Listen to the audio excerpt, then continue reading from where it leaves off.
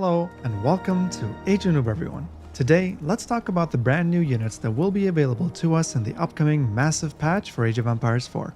Since the patch notes are many pages long, I will be covering everything piece by piece in separate videos in the upcoming days. So yes, I will be making a standalone video for each of the units you'll be seeing in this video individually, as well as all landmark changes. But for now, I wanted to cover all new units at a high level to give you an idea of who they are and what purpose they serve. Also, most folks watching aren't subscribed to the channel, so if you don't want to miss out on the plethora of upcoming videos very soon, be sure to like and subscribe to help support the channel. Thanks everyone. Alright, without further ado, let's take a closer look at these brand new units. Okay, so there are technically 7 new units coming, but one of them is already an adjusted version of a known unit, and that is the Battering Ram. I will cover the upcoming general changes in a separate video, but one of the general changes for all civilizations is that players will be allowed to train battering rams from siege workshops directly. This means that, yes, the Clocktower landmark for the Chinese will be able to train the Clocktower Battering Ram, which you couldn't do before.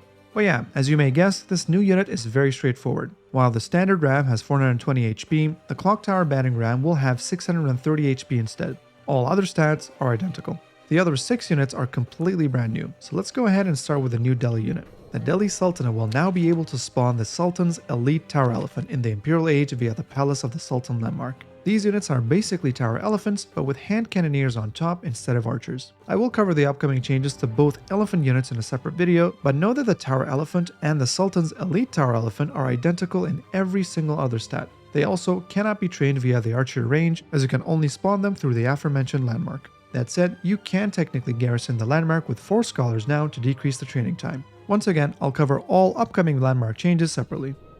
Next, let's cover the massive new trebuchet that the Mongols will enjoy, and it's called the Huihui Pao. When I say massive, I mean physically massive compared to its counterpart, just like the Great Bombard is. Now, there are some important things to consider here. First, you cannot train the Huihui Pao through the siege workshop like you can with the traction trebuchet. It spawns as a part of the army that comes out of the Kagan Palace, as that landmark now spawns 5 Chinese elite palace guards, 5 Rus elite horse archers, 4 elite Mongol Mangudais, 3 elite Rus knights, 2 Rus warrior monks, 1 Chinese nest of bees, and, yes, 1 Huihui Pao trebuchet. Stats-wise, it's basically better than the traction trebuchet in almost every stat. The Huihui Pao has 80 more HP, 25 more base siege damage, 350 more bonus damage against buildings, and a whopping 4 tiles more range at a maximum of 18 tile range. That being said, the Huihui Pao is roughly 30% slower than its smaller cousin, and about 40% slower in its attack speed. Hence, although its overall damage output should be slightly higher, their main selling point should be their insane range.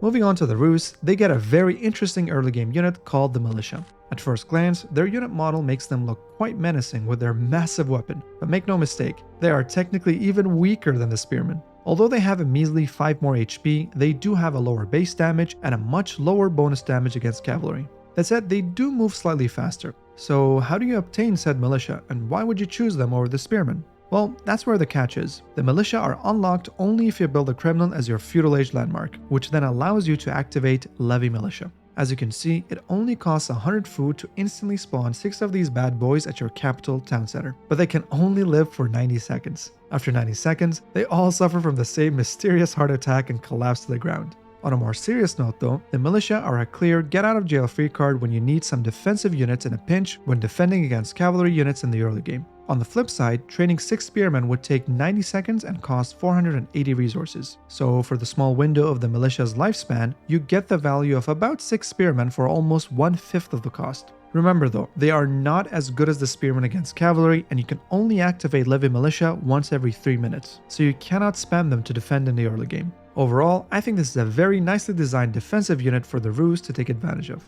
Alright, the next 3 new units are all from the English, so let's cover one of the units that I have been advocating for a while now, and that is the King. The only way you can crown a king is through the Abbey of Kings landmark. We've memed around about how weak this landmark has been since the launch of the game, so this could be the step in the right direction for it. You can now activate Crown a King for 150 food and gold each, and after 35 seconds, your mighty king will emerge. The King as a standalone unit acts similarly to Knights and has incredible stats for its cost. Do keep in mind that the King also gets stronger with each age. I'm not going to read out each stat individually, so here are his stat cards from the Feudal to the Imperial Age. the king is definitely a beast you want to utilize on the battlefield throughout the game for sure. That said, I'm not entirely sure if this is intended or a bug, but the king does not get hit by bonus damage from crossbows or other units that deal bonus damage against heavily armored units. He definitely does take a lot of damage from spears though, so I assume anti-cavalry units such as spears, camels, and janissaries should still be able to take him down. Finally, the king also carries a lesser Abbey of Kings aura with him. The landmark heals 6 HP per second for units out of combat, while the king himself can only heal 2 HP per second out of combat. Not too shabby.